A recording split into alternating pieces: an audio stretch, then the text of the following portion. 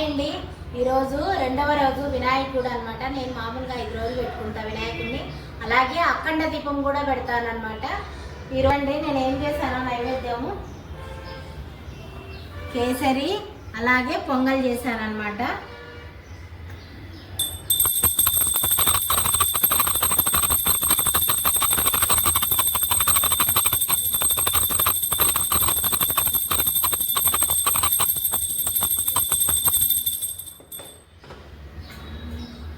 అలాగే పళ్ళు పెట్టానమాట.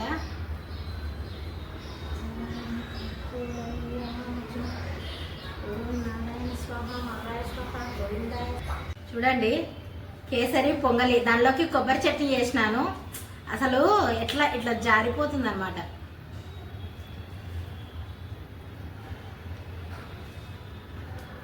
పొంగల్ సూపర్గా ఉందండి.